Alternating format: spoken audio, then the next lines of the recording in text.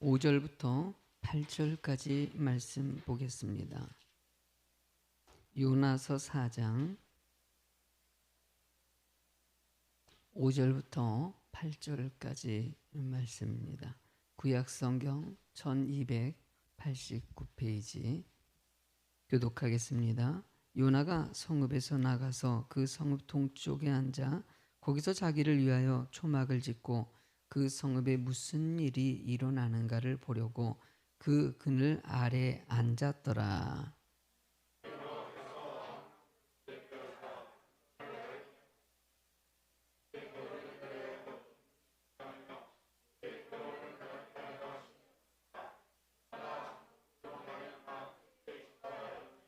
하나님이 벌레를 예비하사 이튿날 새벽에 그 박농쿨을 갉아먹게 하심에 시드니라. 해가 뜰 때 하나님이 뜨거운 동풍을 예비하셨고 해는 요나의 머리에 쪼임에 요나가 혼미하여 스스로 죽기를 구하여 이르되 사는 것보다 죽는 것이 내게 나으니라 하니라. 아멘. 하나님의 축복이 여러분과 함께 하실 줄로 믿습니다. 행복은 성숙함에서 온다라는 제목을 가지고 말씀을 전하도록 하겠습니다. 우리가 요나서를 볼 때 성경을 보면은 어느 정도의 그 대상을 생각하고 쓰여진 것 같이 느껴질 때가 있어요. 그럼 요나서는 도대체 어떤 사람들을 대상으로 이 책을 쓰셨을까? 새신자를 위한 것일까요? 아니면은 신앙생활을 처음 시작해가지고 은혜 가운데 삶을 살아가는 사람들을 대상으로 할까? 아니면은 신앙생활을 그래도 어느 정도 했던 사람들의 위에서 쓴 책일까? 사실 요나서 같은 경우는 신앙생활을 좀 하는 성도, 하고 있는 성도들을 위해서 쓰여진 책이라고 볼 수가 있어요. 새신자 대상이 아니라 철저하게 신앙생활을 늘 은혜 가운데 예배드리고 하나님 앞에 헌신하시고 그 신앙생활하는 성도들의 모습 가운데 요나서를 말씀 주시고 여러분들이 이 말씀을 통해서 좀 깨달으라는 것이에요. 그러면 여기 계신 분들 같은 경우는 제가 보기에는 요나서를 들어야 될 대상이라고 볼 수가 있어요. 근데 요나서의 특징이 무엇이겠습니까? 요나서는 믿음이 너무 좋아요. 왜? 선지자가 됐으니까요. 선지자가 된다는 것은 아무나 되는 게 아니거든요. 예레미야서도 언급된 것은 선지자는요, 우리가 왜 때 할지 왕이라든지 이 지도자격에서 이 상급입니다. 하나님께서 말씀을 대언하기 때문에 아무나 세우질 않거든요. 그러니까 선지자다 그러면 기본적으로 갖춰야 될 것이 있어요. 믿음이에요. 철저하게 하나님 앞에서 하나님이 나와 함께 하시고 나와 동행하시고 그리고 하나님의 음성을 듣는 사람이에요. 그 사람이 선지자거든요. 그러니까 요나 같은 경우는 이거는 뭐 선지자가 됐으니까 일단 기본적으로 하나님의 음성을 듣고 흔들리지 않는 절대적인 믿음을 갖고 있는 사람이에요. 근데 문제는 뭐냐면 성품이에요. 믿음은 있어요, 지금요. 믿음은 있는데 갖추어지지 않은 것이 성품인 거예요. 자, 성령의 9가지 열매를 여러분들이 너무나도 잘 알고 있어요. 갈라디아서 5장 22절 말씀을 한번 보면은 한번 요나를 생각하면서 한번 이 말씀을 보면요. 성령의 열매를 얘기할 때 처음으로 등장한 게 사랑이에요. 여러분들 요나에게서 사랑이 느껴져요? 아니, 느껴져요?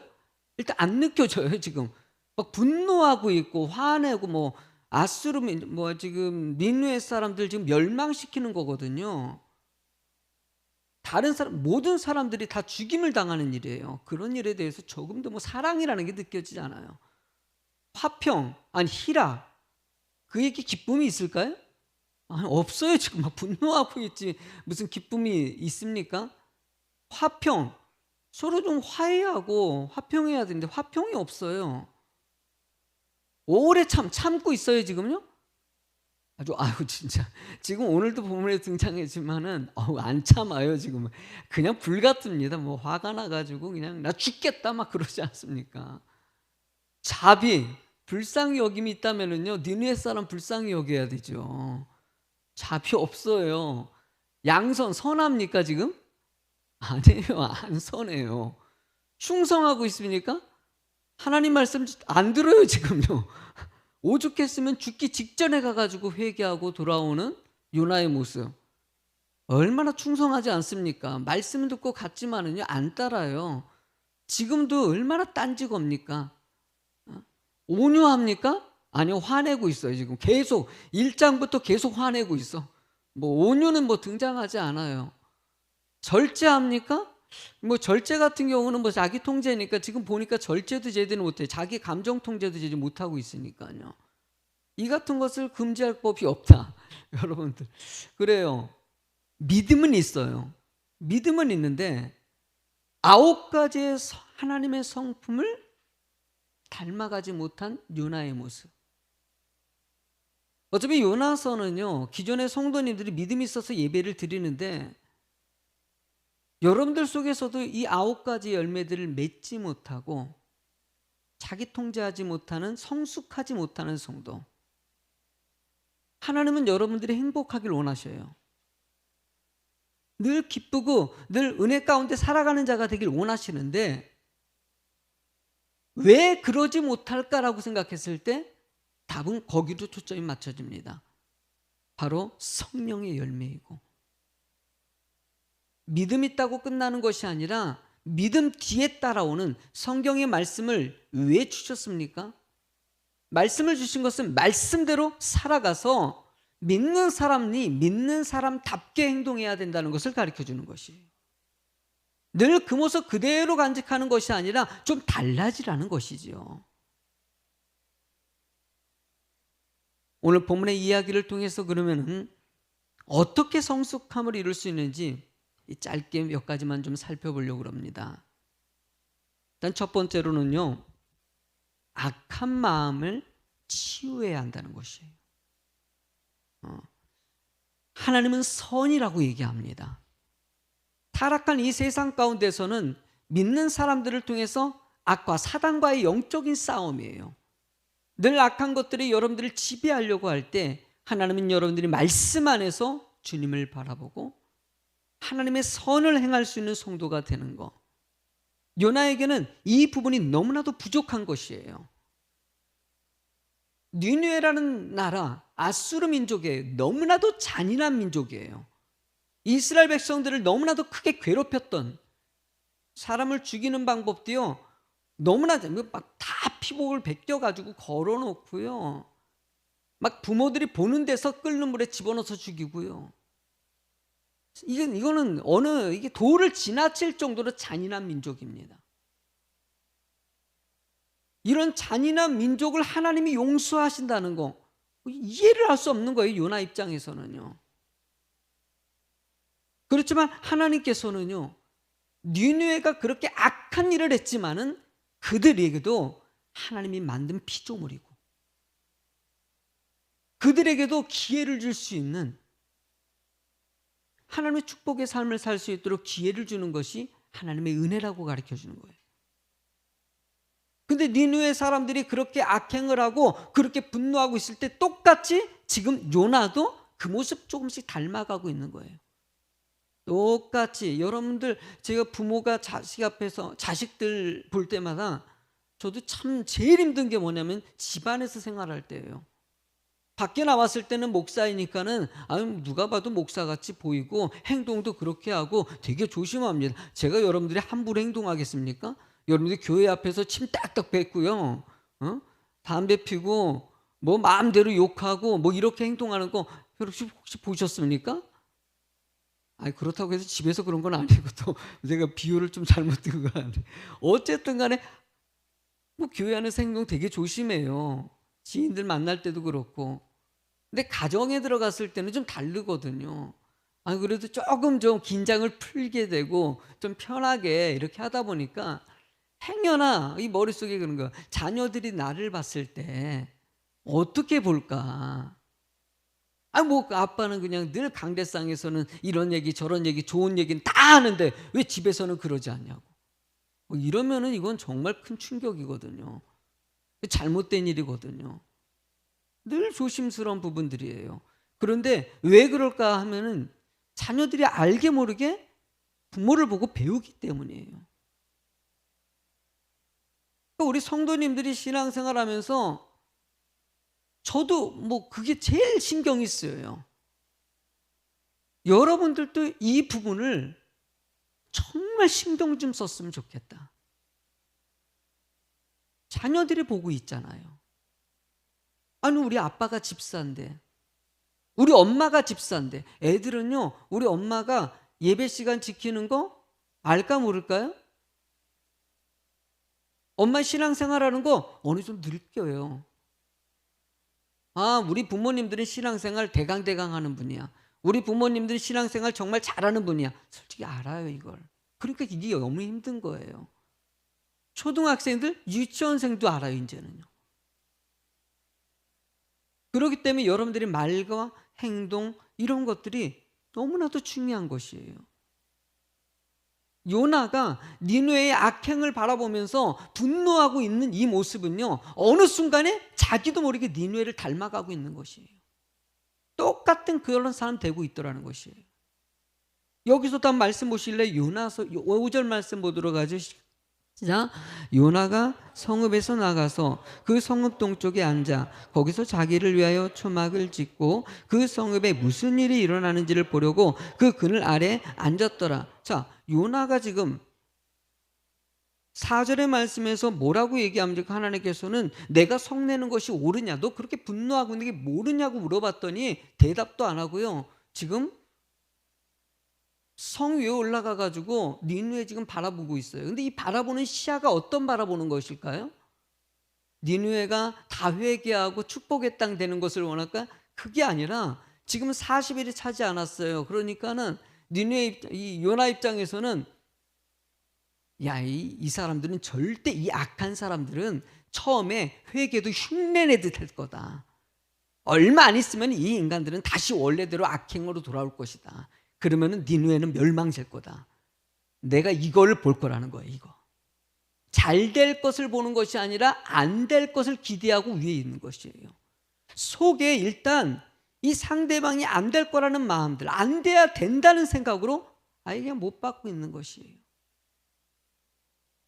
우리들도 이 사회 속에 잘못된 악한 심정들이 얼마나 많이 있으니까 여러분들도 새겨 들어가 있어요.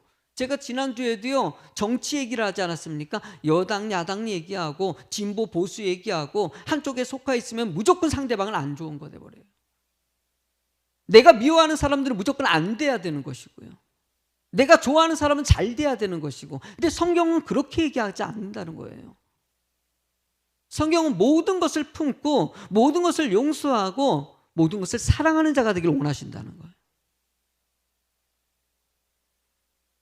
요나의 모습에 그 앞에서도 좀 등장합니다. 요나서 3장 3절에 보면은요, 요나가 하나님의 말씀을 다시 받고 나서 그가 니느웨 가서 말씀을 전하는 내용으로 있습니다. 그 내용이 어떻게 되냐면 3절 말씀에 요나가 여호와의 말씀대로 일어났어요. 니느웨로 가서 니느웨 사흘 동안 걸을 만큼 하나님 앞에 큰 성읍인데 사흘 동안 걸어도 뭐 꽉 차, 너무나 큰 성읍이에요. 사흘 그냥 걸어서 다니는데 사흘 걸린다는 거예요. 그러면 사흘 걸려서 걸어 다닐 거면 거기서 말씀 선포해죠. 가가지고 서가지고 말씀 선포하고 그리고 또 선포하고 그러면서 가면 사흘보다 더 걸리겠죠. 그런데 4절에 보니까는 요나가 그 성읍에 들어가서 며칠 동안 하루 동안 외쳐 이르되 40일이 지나면 니느웨가 어떻게 된다? 그러니까 지금 하나님이 요청한 것은 그들에게 회개를 요청한 거거든요. 너 가가지고 니느웨 백성들이요, 이 악행에서 벗어나서 하나님 앞에 회개하십시오. 이 땅이 심판받을 것입니다. 이 얘기하라는 거예요. 근데 앞에 거 싹 빼요. 회개하라는 말 싹 빼고 뭐만 해요? 멸망받아. 너희들 40일에서 멸망받아. 이 뜻은요 뭐냐면 사람들이요 좋은 뭐 이렇게 회개하라 그러면은요 뭔가 깨달을 생각을 갖는데 막 멸망받고 막 분노할 수도 있거든요. 근데 왜 너 안 돼 그러면은요 기분이 좋아요 안 좋아요? 아니, 이게 말투가요. 이게 이런 말투가 뭐냐면은 사람이 미워한다든지 이 악이 담겼을 때는요 어투가 달라져요. 내가 너무나 사랑하고 아끼는 사람은요 할 수 있는 대로 좋게 얘기하려고 애를 쓰는 거.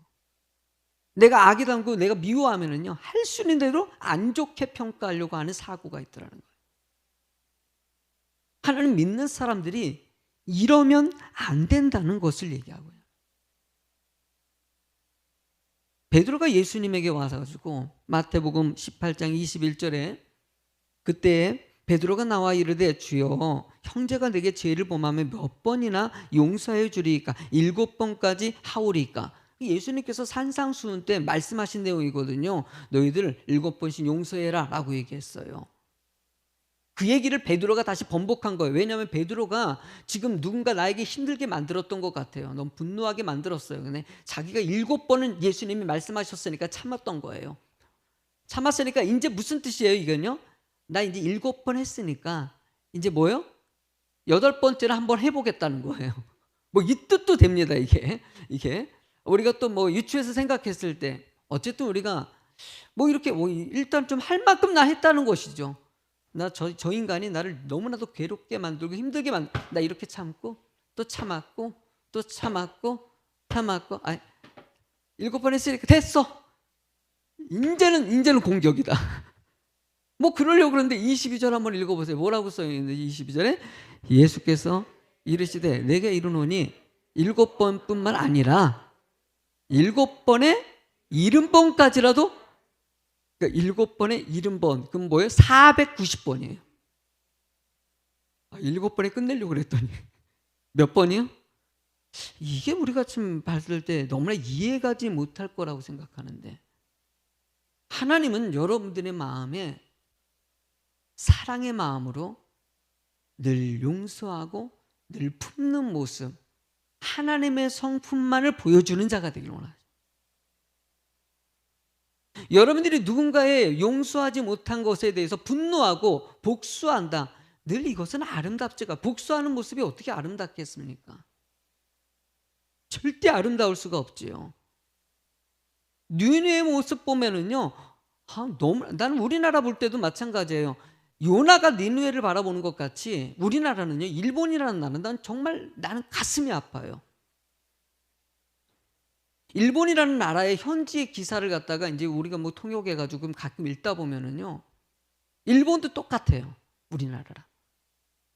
일본도요, 우리나라의 기사 내용을 갖다가 쓸 때 우리나라 좋은 미담들을 갖다가 보여줄까요? 아니면 안 좋은 것들을 보여줄 것 같아요? 그러면 일본에 있는 좋은 일들을 갖다 우리나라에서 많이 보여줄까? 아니면 안 좋은 일을 보여줄 것 같아요? 느껴요? 안 느껴요? 뉴스 신문 기사를 보면은요, 일본에서 좀 쓰는 기자들의 느낌이 하여튼 일본은 우리나라 미워하는 나라. 막 안 좋, 막 어쨌든 좀 이렇게 그렇게 묘사하려고 그래요. 근데 이게 너무 불편한 거예요. 기왕이면은 일본에 좋은 미담들 있지 않습니까? 좀 화해하게 만들고 막 그랬는데 그 기사를 일본에서 우리나라 평가하는 내용을 보면 막 분노합니다. 더 화가 나고 그래 저 인간들은 뭐 하여튼 일본은 우리가 하여튼 복수해야 될 나라 뭐 이런 식으로 받아들게 만들어놔요. 이러니 계속 줄기가 여러분도 우리는 영의 사람이고 하나님의 사람이에요. 이렇게 가면 절대 회복하지 못합니다. 여러분들의 삶 가운데서도요, 이 사고가 혹시나 들어가 있다면 하나님은 그런 것 좀 고치라는 것을 얘기합니다. 세상이 좀 아름답고 서로 사랑하고 서로 용서하고 품어줄 수 있는 이런 아름다운 일들이 온 땅에 퍼져나가기를 원하시는 거예요. 데살로니가 교회 사도행전 보면요, 17장 4절에 보면 데살로니가 교회에 대한 얘기가 나옵니다. 바울 사도가 데살로니가 지역에 갔어요. 읽어보시겠습니까? 그 중에 어떤 사람 곧 경건한 헬라인의 큰 무리와 적지 않은 귀부인도 권함을 받고 바울과 신라를 따르나 5절 그러나 유대인들을 시기하여 저자의 어떤 불량한 사람들을 데리고 때를 지어 성읍을 소동하게 하여 야손의 집에 체포하여 그들을 백성에게서 끌어내려고 찾았으나, 자, 바울 사도가 데살로니가 지역에 가서 복음을 전할 때 일반 어떤 부인들이라 귀부인이라 사람들이 와서 예수를 믿고 따른 사람들이 있었어요. 근데 일부, 거의 대부분의 사람들은 이 복음 전하는 바울이라든지 모든 크리스천들을 잡아가지고 죽일 생각을 갖고 폭동을 일으킵니다. 이 폭동 때문에 바울 사도랑 거기 있는 사람들이 이거 안 되겠다. 이 지역은 포기하자.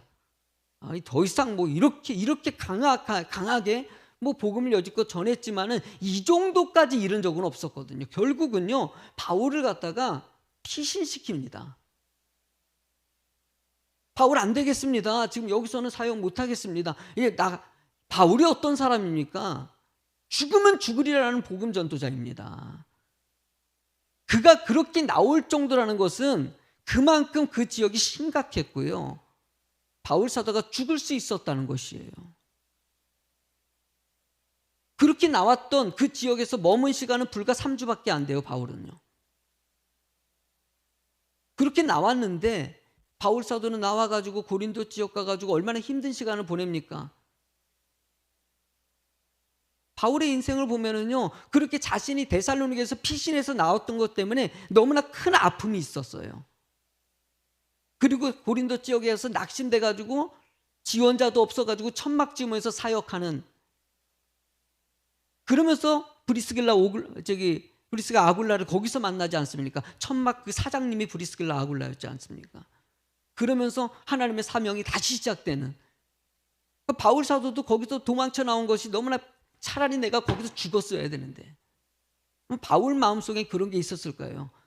누가 막 피신시키더라도 아니야, 나는 그냥 저 폭동들에게 그래도 복음 전하면서 내가 그들을 왜 무서워해. 근데 하나님의 뜻은 그야, 너 거기가 아니라는 거예요. 더 사역해야 된다는 거예요. 바울 사도도 그러나 현실은 마음이 아팠을 거예요. 그냥 그렇게 피신해서 나오는, 그만큼 데살로니가 지역이 심각했다는 건데, 그 심각한 땅에 3주 동안 말씀을 전했더니 무슨 일이 일어났냐? 데살로니가 전서 1장 7절과 8절에 보면, 읽어보시겠습니다. 앞에 보고 한번 읽어보세요. 시작. 그러므로 너희가 마게도냐 아가에 있는 모든 믿는 자의 본이 되었어요. 세상에.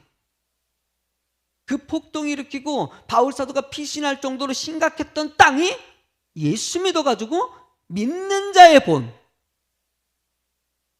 할렐루야. 그 뒤에 읽어보시겠습니까? 주의 말씀이 너희에게로부터 아가에 들릴 뿐 아니라 하나님을 향하는 너희 믿음의 소문이 각처에 퍼졌으므로 우리는 아무 말도 할 것이 없다. 세상에 소문이 너무 멀리 퍼졌는데 할 말이 없다는 것은요, 가르칠 게 없다 할 정도로 너무나 선한 행동, 누군가 그렇게 아무 할 말이 없는 거예요. 부족하면은 아이고 집사님 그것 좀 고쳐. 데살로니가 성도님들 요것만 고치면 되게 좋겠다. 이거 할 게 없을 정도로 너무나 잘했다는 것이에요. 하나님은 교회가 이런 소문이 나기를 원하시는 거죠. 예수비전교회가 이런 소문이 나가지고 누가 봐도 하나님을 절대적으로 믿는 사람들, 아름다운 성품을 간직한 사람들이 있는 거. 두 번째로는요, 어린아이 같은 믿음에서 성숙해졌으면 좋겠어요. 신앙생활을 오래 했는데도 감정 다스리지 못하고 성숙하지 못하고 성격이 급하고 언행도 그렇고 행동도 그렇고 너무나 미흡하고 예배드리는 것도 그렇고 본문의 6절의 말씀을 한번 읽어보실래요? 어떤 일이 벌어지는지. 하나님 여호와께서 박농쿨을 예비하사 요나를 가리게 하셨으니 이는 그의 머리를 위하여 그늘이 지게 하며 그의 괴로움을 면하게 하려 하심이었더라. 요나가 박농쿨로 말미암아 크게, 지금 여러분들 요나가 기뻐했다는 얘기가 한 번 등장합니다. 그게 여기입니다. 1장에서도 등장 안 하고 2장 요나를 갖다가 그 물고기 뱃속에서 구원할 때도 기쁘지 않았어요. 근데 여기서 뭐 때문에 기뻐요 지금? 박농쿨 때문에 기뻐요. 너무 내가 그러니까 흐름에 세상에 그 죽다가 살아났을 때 물고기 뱃속에서 하나님이 구원해 주지 않았습니까? 나와 가지고 하나님 너무나 이래야 되는데 그게 기쁨이 아니라 지금 참 묘하게 박놀쿨에 저거 그늘 만들어 줬다고. 우리가 보면은요 신앙생활 할 때도 여러분들 어디서 기쁨을 얻습니까? 우리가 하나님의 은혜의 감동에서 기쁨이 있어야 되는데 너무나 사소한 것 때문에 뭐 어느 성도도 누가 뭐 우스갯소리지만 지난번에 우리 목사님 저기 행복회 목사님이 너무 속상하다는 거예요. 그래서 뭐가 속상하냐 그랬더니 어느 성도가 말씀에 이렇게 해가지고 성도에 물어봤나 봐요. 말씀에 너무 기쁘냐고 말씀드리니까 그랬더니 분위기가 그랬잖아요. 갑자기 물으면 대답도 좀 못하잖아요. 여러분도 오늘 기쁨이 있습니까? 지금 분위기는 좀 약간 돼 있는 상태니까 아멘을 해요 이게. 근데 갑자기 물어보면요, 아멘 잘 안 해요 이게. 그러니까 이게 목사님 좀 실망을 한 거야. 머릿속에 계속 남아 있는 거야. 근데 끝나고 나서 누가 이제 아이스크림을 샀나 봐. 그랬더니 아이스크림 받고 너무 기쁘다 너무 기쁘다. 막 그러니까 목사님은 막 짜증이 나는 거야. 아니 세상에 뭐 말씀 가운데 아멘 할 때 앞에 앉아가지고 기쁘십니까? 그럴 때 이러고 있다가 끝나고 그 아이스크림 하나 사줬다고 그냥 그 좋아하는 모습 짜증이 나가지고 막 화가 났다는 얘기가 생각나. 그래요. 여러분들도 말씀에 은혜가 될 줄. 우리 성도는 안 그래? 할렐루야.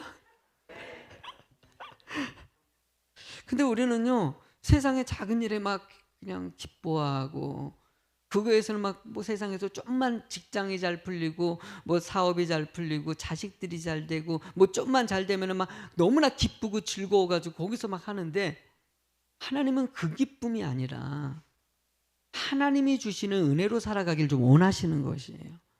왜 그 이야기가 진행되냐면요 여기서 이렇게 박농쿨 쳤어. 이거 자기가 한 게 아니라 하나님이 주신 거예요. 근데 7절과 8절에 어떻게 이야기가 진행됩니까? 쭉 읽어보죠. 7절 8절에 시작. 하나님이 벌레를 예비하사 이튿날 새벽에 그 박농쿨을 갉아먹게 하심에 시드니라. 해가 뜰 때 하나님이 뜨거운 동풍을 예비하셨고 해는 요나의 머리에 쪼이게 요나가 혼미하여 스스로 죽기를 구하여 이르되 사는 것보다 죽는 것이 내게 나은 일이라. 자, 주셨어요. 그러다가 그 주신 것을 갖다 뺏어갔더니만은 뭐라고 얘기하냐면 세상에 나는 차라리 죽는 게 낫겠다. 세상에 이게 말이 됩니까? 여러분 이전에 주기 전까지 그러니까 차라리 이 말은 뭐냐면은요 차라리 주지 말지 뭐 이 뜻이에요. 왜 그 맛을 보게 해줬냐? 우리가 세상을 살 때는요 하나님은 필요에 따라서 주기도 하고 빼앗는 분이에요. 특히 여러분들 일꾼을 갖다 부려서 아침부터 일을 갖다가 시킨 사람이 있고 오후에 일을 시킨 사람이 있는데 뜬금없이 임금을 똑같이 줘요. 말이 돼요 안 돼요? 아니 예수님이 뭐라고 얘기합니까? 그 말씀에서 이거는 내가 주는 것이다. 내가 주인인데 내 마음대로 하는데 너희들이 왜 그러냐? 이해할 수 없어요. 우리가 생각할 때는 세상에서 여러분들의 환경에서 일어나는 일들이 있지 않습니까? 왜 나에게는 이런 일들만 생겨? 나에게는 왜 이렇게 힘들어? 그때마다 하나님께서는요 너희들의 과거를 한번 과거를 돌아보라는 것이에요. 은혜 준 것이 있어요 없어요? 은혜 준 게 있어요. 은혜의 삶이 있었어요. 근데 잠시 뭔가 일이 터지면은요 못 참아요. 조금이라도 뭔 일이 터지고 하면은 힘들어지고 괴롭고 원망과 불평이 나오고 하나님 이건 아니잖아요 라고 얘기하게 돼요. 하나님 우리가 이런 인생이 아니라 이래도 감사하고 오히려 여러분들 은혜 주고 뭐 평안할 때는요 다 감사해요. 누가 보고 못하겠습니까? 제가 우리 교회 뭐 여러 가지 일들 진행할 때 하나님께서 다 뭐 이것도 풀리고 저것도 풀리고 뭐 그러면은 뭐 할렐루야죠 뭐 감사하죠. 그러면 당연히 감사한다고 해요. 근데 이게 안 돼. 그때 여러분들 그래도 하나님 분명히 계획한 일이 있습니다. 아멘하고 갈 수 있는 믿음이 되느냐? 하나님은 그것을 원하시는 거예요. 그러니까 여러분들이 신앙생활할 때 안 되고 내가 좀 불편하고 내 마음에 안 드는 일들이 생겼을 때 그때 말씀이 떠올라야 되고 그때 판단력이 있어야 되는 거예요. 저는 이번에도요, 사실 우리 행복회 목사님들 교회가 몇 교회가 지금 되게 힘들어요. 한 교회는 이미 좀 예배를, 왜냐면은 한 그래도 12~13명 목사님이 그 작은 교회에서 애써가지고 10몇 명 나와가지고 은혜 가운데 예배했는데 이 코로나 사태로 순간에 성도들이 안 나와버리는 거예요. 또 온라인 예배라도 드려가지고 할 수 있으면 좋은데 그게 아니라 성도님들이 온라인 예배도 못하다 보니까 목사님 휴대폰 뜨고 했는데 이게 지금 보니까는 이게 각도도 못 잡고 하니까는 막 산만해. 그러니까는 뭐 예배도 제대로 못 드리고 하다 보니까 그냥 집에 가가지고 케이블 TV 틀어놓고 다른 교회 목사님 말씀 듣고 이렇게 신앙생활 하면서 그러면서 그냥 목사님 안 되겠다고 그래서 그 교회에서 딱 이리 한 사람 한 사람씩 떨어져 나가버린 거예요. 그 이제 한 명 남았어요. 그 목사님이 월세도 내야 되는데 막 그런 교회도 있고 그래서 목사님 연락이 왔어요. 목사님 안 되겠어 이제 그냥 상가 여기 그냥 월세가 60만 원인데 안 되겠다고 이미 정리하기로 마음을 먹었다고 다시 가정에서 예배 막 그런 얘기하는데 저도 가슴이 무너져요. 어느 목사님도 이전한 지 얼마 안 됐는데 일이 터져가지고 너무 힘들어하시고 너무 힘든 상황인데 하나님 좀 도와줘야 되는데 우리 교회도 지금 비전센터에 있고 뭐 이래가지고 뭔가 좀 뭐 이렇게 좀 힘을 쏟으려고 그래도 한계가 있어가지고 기본적인 도움만 주고 못하고 있어요. 그런데 참 은혜가 되는 게 한사랑 성교회 김중혁 집사님 지금 어려워요. 왜냐면은 무역해가지고 화장품을 판매하는데 중국문이 닫히고 하니까 어렵거든요. 근데 그 김중혁 집사님이 연락이 와서 목사님 기도하다가 감동이 돼가지고 그런데 혹시 여기 화장품 우리가 좀 후원 좀 하고 지원할 사람 없냐고 그 연락이 오는 거예요. 그래가지고 드디어는 우리 이 목록 작성해 지금 작성하고 있거든요. 다 해가지고 보내가지고 다 지원하기로 해가지고 어려운 교회들 돕기로 했어요. 그래서 김중혁 목사님에게 너무 힘든데 어떠냐 할 때 힘들 때 이럴 때 해야 되죠. 그러고 있는데 어저께 저녁엔 또 연락이 왔어요. 김종국 목사님이 계셔요. 우리 행복해서 사역하다가 이제 기분이 어느 다져가지고 행복회 회원으로 돼 있으면서 아주 은혜 가운데 사역 잘하고 있어요. 큰 교회 아니에요. 조그만 삼각교회예요. 목사님이 그래요. 갑자기 은혜 받았다는 거예요. 그러면서 목사님 행복회 은혜 받아서 자기가 좀 행복해 돕고 싶다고 그러면서 그냥 계좌번호 보내달라고 그러더라고요. 그래서 내가 목사님 뭐 그때 그냥 저는 계좌번호를 막 줘서 보내드렸어요. 그때 갑자기 200만 원 입금이 딱 되는 거예요. 목사님 지금 목사님 교회도 힘든 것 같은데 우리 교회 쉽지 않아요. 힘들어요. 근데 하나님 은혜 가운데서 감동을 주셨다는 거예요. 근데 참 묘한 게 있어요. 분명히 한 4시 정도에는요 100만 원이라 그러셨거든요. 100만 원 하나님께 헌금하고 싶다고 행복해 어려운 교회 도왔으면 좋겠다고 목사님도 어려운데 그랬더니 좀 나눠 먹어야 된다는 마음이 들어서 그러고 나서 제가 글 올린 게 있었거든요. 기도 제목 올린 게 페이스북이라고 오고 그걸 보고 은혜 받으셨나 봐요. 그리고 얘기를 올리시더라고 헌금을 하셨어요.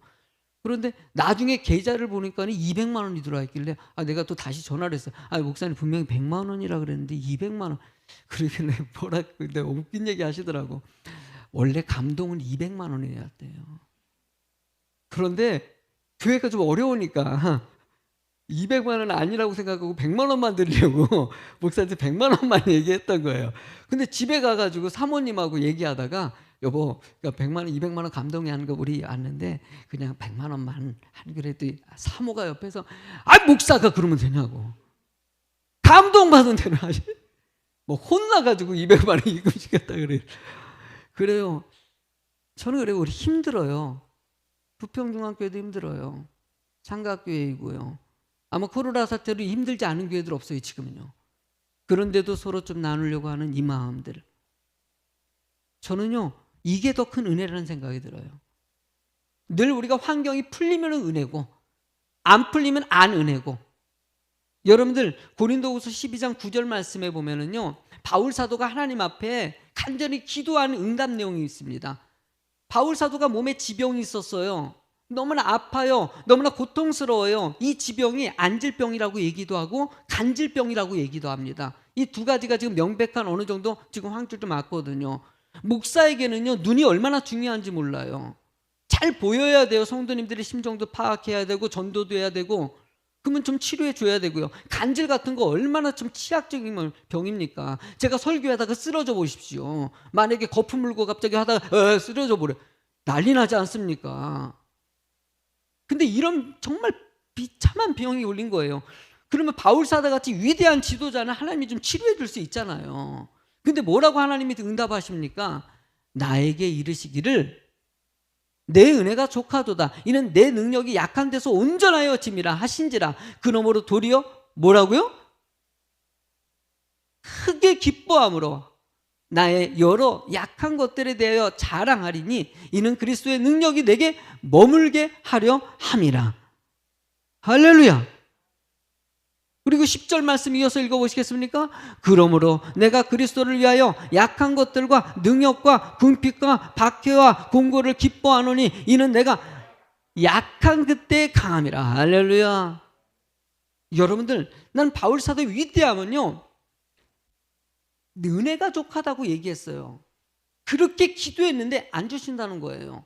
그런데 크게 기뻐해요. 왜? 우리는요, 힘들고 어려울 때 감사하는 성도가 되는지를 보셔요. 여러분들도 이 코로나 바이러스로 해서 얼마나 유혹을 많이 받습니까? 지금 초신자들요, 흔들려요, 지금요. 처음에는 전화도 받고 뭐 했는데요, 요즘에 전화도 잘 안 받으려고 그래요. 흔들려요, 지금요. 기존의 성도님들도요, 말씀 들어야 되는데 말씀 못 들으니까 흔들려요. 학생들 지금 얼마나 신경 쓰이는지 몰라요, 저는요. 주일학교 얼마나 신경 쓰이는지 몰라요. 내가 기도원에 왜 들어가겠습니까? 매주마다 가가지고 휴대폰 다 끊어버려요. 거기 가면요. 그냥 주님 붙잡고요, 울며 불며 기도하다 와요. 성도들 보면 마음이 아프거든요. 하나님 앞에 기도하는 것은요, 우리 성도님들 믿음 지켜달라는 거예요. 얼마나 힘들겠어요. 그들도요, 신앙생활 잘하고 싶지요. 이런 어려운 위기가 오니까 말씀도 들어야 되는데 자꾸 두려워서 못 오게 되죠. 기도도 해야 되는데 기도가 나옵니까? 성도님들 심중 가운데서도 마음이 흔들리는 게 느껴지는데 목사는 어떻게 하겠습니까? 이 목회를 하면서 하나님 제발 좀 도와달라고, 우리 성도님 믿음 지키고, 지금 가정에서 온라인 예배 드린다는 성도들이 있는 반면에 지금 이제 처음에는 그래도 좀 드리다가 온라인 예배조차도 안 드리고 그냥 대강 틀어놓고 이런 성도들이 조금씩 늘어나는 것 같이 느껴지는 이 심정 가운데서는, 그리고 본인들도 솔직히 고백하면서 목사님 예배 못 드렸어요. 이번 주에 라디오 방송이라도 어떻게 들을게요. 전화했더니 그렇게 대답하는데 마음이 막, 그분이 왜 그러겠어요? 어느 순간에 환경이 이러다 보니까 그렇게 되게 돼 있어요. 믿음도 약해지고요, 마음도 약해지게 돼 있어요. 지금 환경이. 여러분, 그래도 이 힘들고 어려울 때 하나님이 여러분들 지키실 줄 믿습니다. 다시 일어서게 하고요, 다시 힘을 내게 하고요. 지금 우리 교회 같은 경우는 특별히 너무나도 어려운 상황 아닙니까? 어쩌면 축복의 상황이에요. 비전센터 이 세워가는 이 시점에 기가 막힌 타이밍 아닙니까? 세상에. 여러분들 조금만 늦었으면 안 샀어요, 이거요. 만약에 코로나 사태 일어났다 보여요. 샀을까 안 샀을까? 안 사죠. 이걸 왜 삽니까 지금? 근데 세상에 하기 직전이야. 그러니까는 뭐 이런 일이 터질 줄 누가 알았겠습니까? 하나님이 사게 만드신 거예요. 살 때까지는 은혜였어요. 만약에 그 이유는 못 사게 할 텐데 너 이거 필요하니까 그렇게 하시고 나머지는 감당할 만한 은혜를 주신다는 것이에요. 우리 아이들을 위해서, 하나님의 꿈을 위해서. 그래, 이런 상태에서 이런 일이 터졌으니 뭐 헌금도 그렇고 여러 가지 분위기도 그렇고 쉽지 않은 상황인데, 아니에요 여러분들. 하나님이 하셔요. 하나님이 이루셔요. 늘 우리의 심정은요, 하나님의 기쁨과 축복과 은혜를 생각하는 자가 되는 거예요. 우리 한번 로마서 12장 14절을 크게 읽도록 하겠습니다. 시작. 너희를 박해하는 자를 축복하라. 축복하고 저주하라. 할렐루야. 우리의 인생은요, 늘 축복을 선언하는 사람들입니다. 어떤 어려운 상황 가운데서도요, 그래도 축복하고 또 축복하고 사랑을 나누고 또 사랑을 나누고, 우리 예수비전교회가 이런 교회 되길 간절히 소망합니다. 찬양하겠습니다. 당신은 사랑받기 위해 태어난 사람입니다.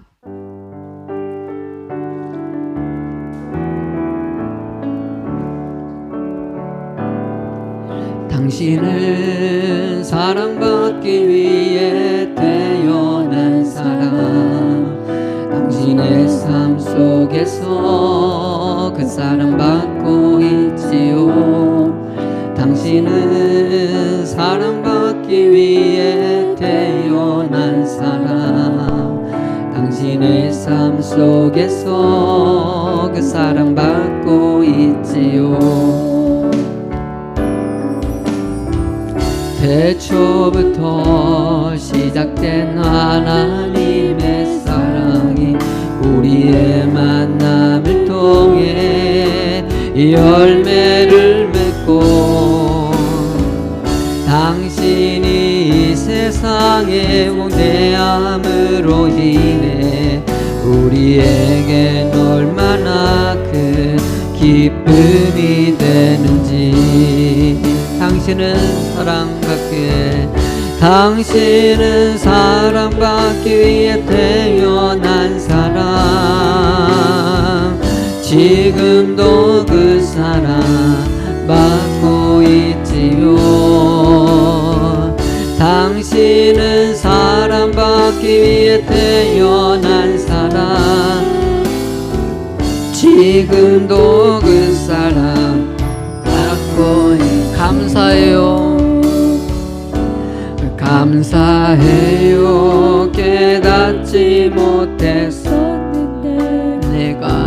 내가 얼마나 소중한 존재라는 걸.